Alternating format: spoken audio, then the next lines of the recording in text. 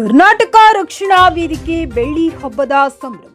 25 ವರ್ಷಗಳಲ್ಲಿ ಸಾಧನೆಯ ಹೋರಾಟ, ಕಾರ್ಯಕರ್ತರ ತ್ಯಾಗ, ಪರಿಶ್ರಮ, ನೋವು ನಲಿವಿನ ರೂಚಕ. ಎಚ್ ಶಿವರಾಮೇಗೌಡರ ಹೋರಾಟದ ಹಿನ್ನೋಟ, ಕನ್ನಡ ಹೋರಾಟದ ಕಲಿ. ಎಚ್ ಶಿವರಾಮೇಗೌಡರು. ಕನ್ನಡ, ಕನ್ನಡಿಗ, ಕರ್ನಾಟಕ ಈ ಮೂರು ಸಮೀಕರಣ ಒಂದಕ್ಕೊಂದು ಬಾಂಧವ್ಯ ಬೆಸೆದುಕೊಂಡು ಸಾವಿರಾರು ವರ್ಷಗಳಾಗಿವೆ. ಕನ್ನಡ ಭಾಷೆಗೆ ಹರಪ್ಪ, ಮೊಹೆಂಜೊದಾರೋ ನಾಗರಿಕ ಕಾಲದಿಂದಲೂ ಇತಿಹಾಸವಿದೆ. ಹೀಗಾಗಿ 5,000 ವರ್ಷಗಳಿಂದ ಹಲವಾರು ಅಡೆತಡೆಗಳ ನಡುವೆಯೂ ಕನ್ನಡ ಭಾಷೆ ಉಳಿದು ಬೆಳೆದು ಬಂದಿದೆ. ಸಾವಿರಾರು ವರ್ಷಗಳಿಂದಾದ ಆಕ್ರಮಣಗಳನ್ನ ಹಿಮ್ಮೆಟ್ಟಿಸಲಾಗಿದೆ. ತನ್ನ ನೆಲ, ಜಲ, ಜನ ಕಳೆದುಕೊಂಡರೂ ಈಗಲೂ ಅವಿಚ್ಛಿನ್ನ ಭಾಷೆಯಾಗಿ ಉಳಿದಿದೆ. ಭಾರತದ ಒಕ್ಕೂಟದಲ್ಲಿ ಐಕ್ಯ ಕರ್ನಾಟಕವಾದಾಗ ಕನ್ನಡ ಭಾಷೆ, ಕನ್ನಡದ ಜನ ಅಖಂಡವಾಗಿ ಉಳಿದು ಅಪ್ರತಿಮವಾಗಿ ಬೆಳೆಯುತ್ತಾರೆಂದು ಭಾವಿಸಲಾಗಿತ್ತು. ಕನ್ನಡ ಭಾಷೆ ಹುಟ್ಟಿದಾಗಿನಿಂದ ಹಲವು ಅಡ್ಡಿ ಆತಂಕಗಳನ್ನು ಎದುರಿಸಿದೆ. ಅದನ್ನೆಲ್ಲ ಹಿಮ್ಮೆಟ್ಟಿಸಿ ಬೃಹದಾಗಿ ಬೆಳೆದು ಬಂದಿದೆ. ಅನ್ಯಾಕ್ರಮಣ ಇಂದು ನಿನ್ನೆಯದಲ್ಲ, ಕನ್ನಡ ಭಾಷೆ ಹುಟ್ಟಿದಾಗಿನಿಂದಲೂ ಇದೆ. ಆಗೆಲ್ಲ ಶತ್ರುವನ್ನ ಎದುರಿಸುವ ಮತ್ತು ಎಲ್ಲಾ ಶಕ್ತಿ ಯುಕ್ತಿ ಕನ್ನಡಕ್ಕಿತ್ತು. ಆದರೆ ಈಗ ಕನ್ನಡಕ್ಕೆ ಎದುರಾಗಿರುವ ಆಧುನಿಕ ರಾಕ್ಷಸ ಸಾಮಾನ್ಯನಲ್ಲ. ಈ ಒಂದು ವೇದಿಕೆಯ ಗೌರವವನ್ನು ಹೆಚ್ಚಿದಂತ ವೇದಿಕೆಯಲ್ಲಿ ಹೆಚ್ಚಿದಂತ ಎಲ್ಲ ಗಣ್ಯರಿಗೂ ಈ ಕಾರ್ಯಕ್ರಮದ ಪರವಾಗಿ ಧನ್ಯವಾದಗಳನ್ನು ಅರ್ಪಿಸ್ತಾ, ಬಹಳ ಅರ್ಥಪೂರ್ಣವಾದಂಥ ಕಾರ್ಯಕ್ರಮ. ಮಹಿಳಾ ಘಟಕ ಹಾಗೂ ವಿಧಾನಸಭಾ ಕ್ಷೇತ್ರದ ಅಧ್ಯಕ್ಷಗಳ ಆಯ್ಕೆ ಇವೆಲ್ಲವನ್ನು ಅಚ್ಚುಕಟ್ಟಾಗಿ ಕಾರ್ಯಕ್ರಮವನ್ನು ನಿರ್ವಹಿಸಿದಂಥ ನಿರೂಪಣೆ ಮಾಡಿದಂಥ ಸಹೋದರಿಗೂ, ರಕ್ಷಿತರಿಗೂ ಎಲ್ಲರಿಗೂ ಧನ್ಯವಾದಗಳನ್ನು ಹೇಳ್ತಾ, ಮಹಿಳೆಯರ ಘಟಕ ಪ್ರಧಾನವಾಗಿ ತಗೊಂಡಿದ್ದೀರ. ನಮ್ಮ ಗಿರ್ಜಮ್ ಅವರು ಮಹಿಳಾ ಘಟಕದ ಅಧ್ಯಕ್ಷರು. ಮಹಿಳಾ ಘಟಕ ಅಂದ್ರೆ ಒಂದು ಕನ್ನಡ ಪರ ಸಂಘಟನೆ ಹೋಗೋದ್ರಿಂದ ನಮಗೇನು ಲಾಭ, ಈ ಸಂಘಟನೆ ಯಾಕೆ ಬರಬೇಕು, ಏನು ಅಂತ ಆಲೋಚನೆಗಳು ಸಾಮಾನ್ಯವಾಗಿ ಬರುತ್ತೆ. ಯಾಕಂದ್ರೆ ಮಹಿಳಾ ಸಂಘಟನೆಗಳು ಅಂದ್ರೆ ಸರ್ಕಾರದ ಸ್ವಸಹಾಯ ಸಂಘಗಳಿದೆ, ಮಹಿಳೆಯರಿಗೆ ಕಡಿಮೆ ಬಡ್ಡಿ ದರ ಕೊಡುವಂಥ ಸಂಘಟನೆಗಳಿದೆ, ಅನೇಕ ಸಂಘಟನೆಗಳು ಮಹಿಳೆಯರ ಪರವಾಗಿರ್ತಕ್ಕಂಥ ಸಂಘಟನೆಗಳು ಹುಟ್ಟಿರ್ಬೋದು. ಆದರೆ ಸಾಮಾಜಿಕ ನ್ಯಾಯವನ್ನು ಕೊಡೋದಕ್ಕೆ ಅಂತ ಸಂಘಟನೆಗಳಲ್ಲಿ ಸಾಧ್ಯವ? ನನಗೆ ಬರುತ್ತೆ, ಸುಮಾರು ಹೆಣ್ಮಕ್ಳು ಗಂಡನಿಂದ ತೊಂದರೆ, ಅಕ್ಕಪಕ್ಕದಿಂದ ತೊಂದರೆ, ನನ್ನ ಆಸ್ತಿ ಕಬಳಿಸ್ಬಿಟ್ಟಿದ್ದಾರೆ, ನನಗೆ ಎಲ್ಲೂ ನ್ಯಾಯ ಸಿಗ್ತಿಲ್ಲ, ಪೊಲೀಸ್ ಸ್ಟೇಷನ್ ನ್ಯಾಯ ಸಿಗ್ತಿಲ್ಲ, ಸರ್ಕಾರದಲ್ಲಿ ನ್ಯಾಯ ಸಿಗ್ತಿಲ್ಲ, ಬಲಾಢ್ಯರ ರಕ್ಷಣೆ, ಬಡವರಿಗೆ ಶಿಕ್ಷೆ ನಮ್ಮ ಸಿದ್ಧಾಂತದಲ್ಲಿ ಅನೇಕ ಮಹಿಳೆಯರಿಗೆ ತೊಂದರೆ ಆಗಿರೋ ಸಮಸ್ಯೆಗಳು ನೂರಾರು ಬರುತ್ತೆ. ಆ ಸಮಸ್ಯೆಗಳನ್ನ ಬಗೆಹರಿಸೋದಕ್ಕೆ ಯಾಕೆ ಇತರ ಸಂಘ ಸಂಸ್ಥೆಗಳು ಉಪಯೋಗ ಬರೋದಿಲ್ಲ ಅನ್ನೋದು ನಮ್ಮೆಲ್ಲ ಕಾಡುವಂಥ ಪ್ರಶ್ನೆ. ಅದು ನನಗೆ ಅನುಭವ ಇದೆ. ಯಾರು ನಮ್ಮ ಕಟ್ಟ ಕಡೆ ಹೆಣ್ಣುಮಗಳು, ಅವ್ರು ಕೊನೆಯ ನನ್ನ ವಿಜಾಪುರದಿಂದ ಬಂದಿದ್ದು ಹೆಣ್ಣುಮಗಳು, ಎಲ್ಲರೂ ಒಂದು ಸ್ವಲ್ಪ ನ್ಯಾಯ ಸಿಗುತ್ತೆ ಅನ್ನೋ ಒಂದು ಅಪೇಕ್ಷೆ ಏನಾದರೂ ಸಿಕ್ಕಿದ್ರೆ ಅದು ಈ ಥರ ಕನ್ನಡ ಪರ ಸಂಘಟನೆಗಳ ಗೌರವ ಇರ್ತಕ್ಕಂಥವ್ರಿಂದ ಮಾತ್ರ ಸಾಧ್ಯ. ಸುಮಾರು ಹೆಣ್ಮಕ್ಳುಗಳು ಇಂಥ ಹೋರಾಟಗಳ ಬಗ್ಗೆ ಇದು ಕನ್ನಡಕ್ಕೂ ನಾಡು ನುಡಿಗೂ ನೆಲ ಜಲಕ್ಕೂ ಏನು ಸಂಬಂಧ ಅಂತ ಕೇಳಬಹುದು. ಇದೂ ಸಹ ಕನ್ನಡದ ಹೋರಾಟ. ಒಂದು ಕನ್ನಡದ ಹೆಣ್ಮಗಳು, ಯಾವುದೇ ಹೆಣ್ಮಗಳಾಗಿರಲಿ, ಅವ್ರ ಮೇಲೆ ಬರ್ಬರವಾದಂಥ ಕೃತ್ಯಗಳಾದಾಗ ಅದಕ್ಕೆ ಸ್ಪರ್ಶ ಶಕ್ತಿ ಕೊಟ್ಟು ಅವರಿಗೆ ಮಾನಸಿಕ ಸ್ಥೈರ್ಯ ಕೊಡುವಂಥ ಹೋರಾಟ ಇದೆಯಲ್ಲ, ಅದು ಸಹ ಹೆಣ್ಮಕ್ಳಿಗೆ ಎಲ್ಲೋ ಒಂದು ಕಡೆ ಅವ್ರ ಪ್ರಬಲನಾಗಿ ಮಾಡಬಹುದು, ಸಬಲತೆಯಿಂದ ಹೇಗೆ ನಿಂತ್ಕೊಳ್ಳುವಂಥದ್ದು. ಅನೇಕರು ದೌರ್ಜನ್ಯಕ್ಕೊಳಗಾಗಿ ನಾನು ಈ ವಿಷಯದಲ್ಲಿ ಇತ್ತೀಚೆಗೆ ಗಂಡನಿಂದ ಕಿರುಕುಳ, ಒಂದು ಮಗು ಆಗ್ಬಿಟ್ಟಿದೆ ಸರ್, ಅವನಿಂದ ಡ್ರೈವರ್ಸ್ ತಗೋಬೇಕು, ಮನೆ ಮುಂದೆ ಒಂದು ಗಲಾಟೆ ಮಾಡ್ತಾನೆ, ನನ್ಗೆ ಏನಾದರೂ ರಕ್ಷಣೆ ಕೊಡ್ತಿರುವ ಈ ಒಂದು 15 ದಿವಸದಿಂದ ಒಂದು ಹೆಣ್ಣುಮಗಳು ಬಂತು. ಆಕೆಗೆ ಕಾನೂನಿನಲ್ಲಿ ಸ್ಪಂದಿಸಿ ಆಕೆಗೆ ಒಂದು ಧೈರ್ಯ ಕೊಟ್ಟು ಆಕೆ ಧೈರ್ಯವಾಗಿ ಬದುಕುವಂಥ ವ್ಯವಸ್ಥೆಯನ್ನು ಸೃಷ್ಟಿ ಮಾಡಿದ್ದು ನಮ್ಮಂಥ ಕನ್ನಡ ಪರ ಸಂಘಟನೆಗಳು ಅಂತಕ್ಕಂಥದ್ದು ಯಾವುದೋ ಸುಳ್ಳಲ್ಲ, ಪ್ರಮಾಣ ಹೇಳ್ತೀವಿ. ಇಷ್ಟು ಒಂದಲ್ಲ ಒಂದು ರೀತಿಯಲ್ಲಿ ಸ್ಪಂದಿಸ್ಕೊಂಡು ಬರ್ತಾ ಇದ್ದೀವಿ. ಆದರೆ ನಿಮ್ಮ ಕೆಲಸ ಏನು?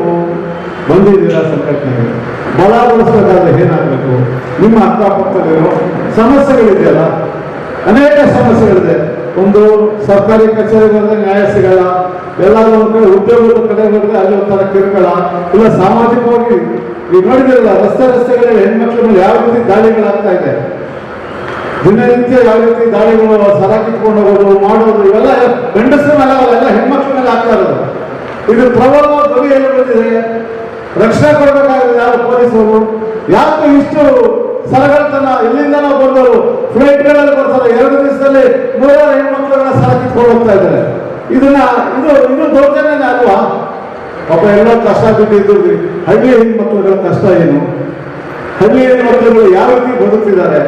ಮಹಿಳೆಯರಿಗೆ ಶಿಕ್ಷಣದಲ್ಲಿ ಸಮಾನತೆ ಅನ್ನೋದು ಈಗೀಗ ಚಿಗುರ್ತಾ ಇದೆ. ಮುಂಚೆ ಮಹಿಳೆಯರಿಗೆ ಶಿಕ್ಷಣದಿಂದ ಬಹಳ ವಂಚಿತರಾಗ್ತಾ ಇದೆ. ಆ ಶಿಕ್ಷಣ ವ್ಯವಸ್ಥೆ ಬಡವ ಬಲ್ಲಿಲ್ಲ, ಶ್ರೀಮಂತರಿಗೂ ಒಂದೇ ಇರಬೇಕು, ಬಡವರ ಮಕ್ಕಳಿಗೂ ಒಂದೇ ಇರಬೇಕು. ಆ ರೀತಿ ಎಲ್ಲ ಒಂದ್ ಕಡೆ ಪೈಪೋಟಿ, ಕ್ರಿಯಾಶೀಲತೆ ಹೆಣ್ಣುಮಕ್ಕಳಲ್ಲಿ ಆ ಸ್ಫೂರ್ತಿ ಬರುವಂತ ನಿಟ್ಟಿನಲ್ಲಿ ಒಂದಷ್ಟು ಜಾಗೃತಿ ಮೂಡಿಸುವಂತ ಕೆಲಸ ಸಂಘಟನೆಗೆ ಸೇರುವಂತ ಹೆಣ್ಮಕ್ಳಿಂದ ಆಗಬೇಕು. ಅದಕ್ಕೆ ನೀವು ಒಂದಷ್ಟು ತಿಳ್ಕೋಬೇಕು ಏನೇನು ಯೋಜನೆಗಳಿದೆ. ನಾವು 2000 ರೂಪಾಯಿ ಗ್ಯಾರಂಟಿ ಯೋಜನೆ ಅದನ್ನ ಹೇಳಲ್ಲ, ನಾವು ಬಸ್ಸಲ್ಲಿ ಫ್ರೀ ಕೊಡ್ತಾರಲ್ಲ ಅದನ್ನ ಹೇಳೋದಿಲ್ಲ. ಅದರಿಂದ ಹೆಣ್ಮಕ್ಳು ನಾವು ಸಬಲರಾಗ್ಬಿಟ್ರು ಅಂತ ಹೇಳೋದಿಲ್ಲ. ಅವರಿಗೆ ಭದ್ರತೆಯ ಜೀವನವನ್ನ ಕಲ್ಪಿಸ್ಕೊಡ್ಬೇಕು. ನನಗೆ ಖುಷಿ ಆಗುತ್ತೆ, ಹೆಣ್ಮಕ್ಳು ಆಟೋ ಓಡಿಸ್ತಾರೆ, ಅವ್ರಿಗೆ ಒಂದು ಆಟೋ ಅವರ ಜೀವನಕ್ಕೆ ಈ ಇಂದಿರಾ ಗಾಂಧಿ ಅವರು ತಂದ್ರು. 1 ನಿಮಿಷ ಯೋಚನೆ ಮಾಡಿ, ಇಂದಿರಾ ಗಾಂಧಿ ಅವರು ಪಂಚವಾರ್ಷಿಕ ಯೋಜನೆ ತಂದು ಗಾರ್ಮೆಂಟ್ಸ್ ಅನ್ನೋ ಪರಿಕಲ್ಪನೆ ತಂದ್ರಲ್ಲ, ಈ ಗಾರ್ಮೆಂಟ್ಸ್ ಅಂತ ಪರಿಕಲ್ಪನೆ ತಂದಾಗ ಎಷ್ಟು ಕೋಟಿ ಹೆಣ್ಮಕ್ಳುಗಳ ಜೀವನ ಹಸನಾಯ್ತು ಯೋಚನೆ ಮಾಡಿ. ಒಂದ್ ವೇಳೆ ಅದು ಬಂದಿರಲಿಲ್ಲ, ಅಷ್ಟು ಹೆಣ್ಮಕ್ಳು ಯಾವ ದಾರಿ ಹಿಡಿತಾ ಇದ್ರು?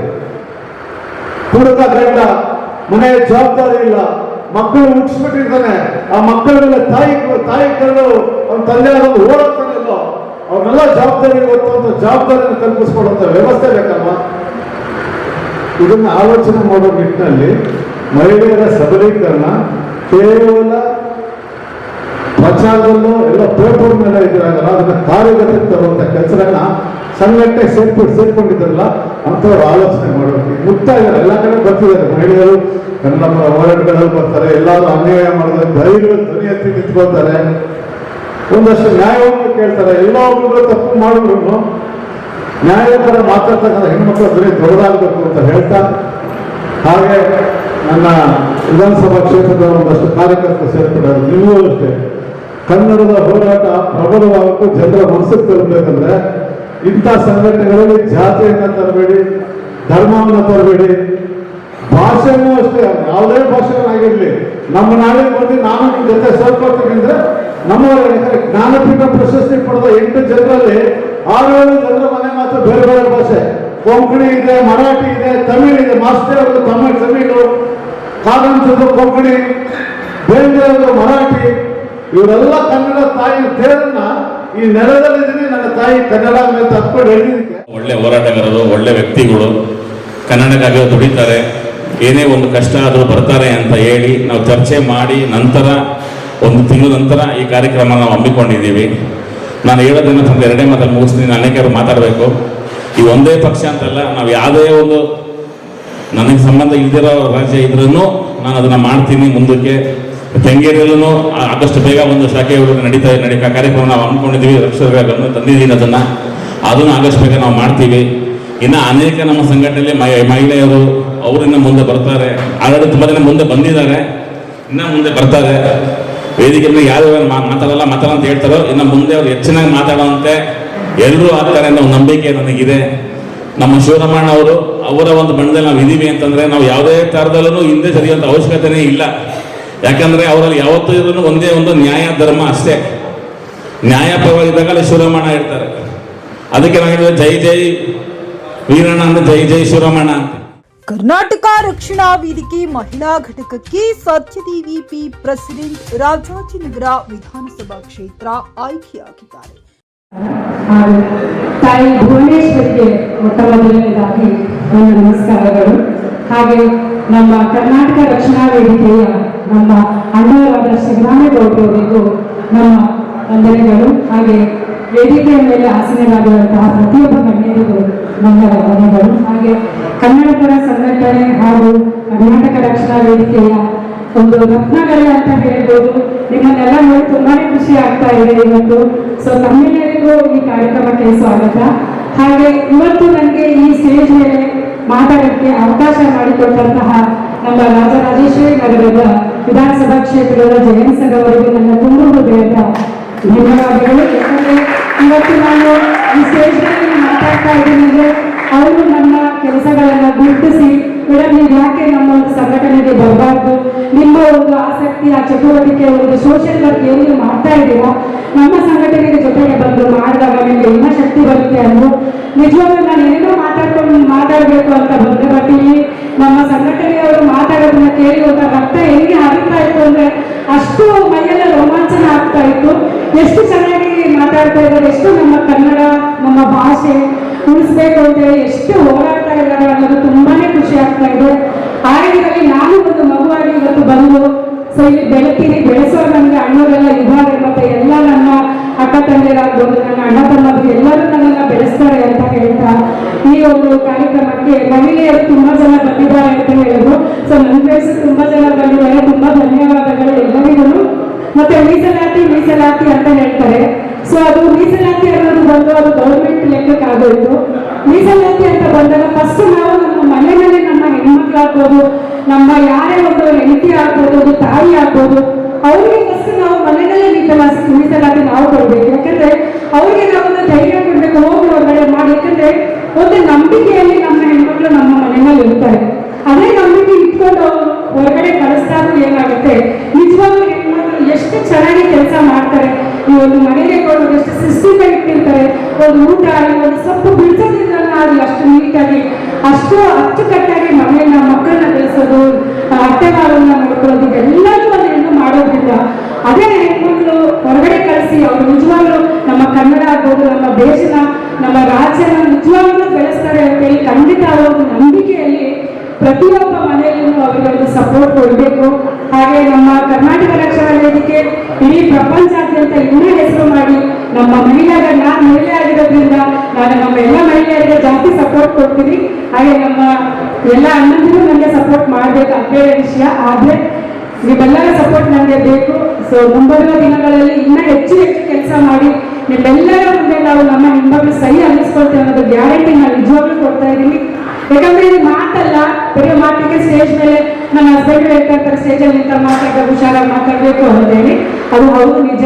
ಬಟ್ ನನ್ನ ಕೆಪಾಸಿಟಿಗೆ ಆ ಕೇಪಬಲ್ ಇದೆ ಅನ್ನೋದಕ್ಕೋಸ್ಕರ ನಾನು ಧೈರ್ಯವಾಗಿ ಈ ಒಂದು ಮಾತುಗಳನ್ನ ಹೇಳ್ತಾ ಇದ್ದೀನಿ. ಸೊ ಇವತ್ತು ನನಗೆ ಎಷ್ಟು ಮಾತಾಡೋಕ್ಕೆ ಅವಕಾಶ ಕೊಟ್ಟಂತ ತಮ್ಮೆಲ್ಲರಿಗೂ, ಆಗ ನಮ್ಮ ಶ್ರೀರಾಮೇಗೌಡರಿಗೂ, ನಮ್ಮ ಜಯಂತ್ ಸರ್ಗೂ ತುಂಬ ಹೃದಯದ ಧನ್ಯವಾದಗಳು. ಮತ್ತು ಮಹಾಲಕ್ಷ್ಮಿ ಲೇಔಟ್ಗೆ ಜಗದೀಶ್ ಅವರು ಆಯ್ಕೆಯಾಗಿದ್ದಾರೆ.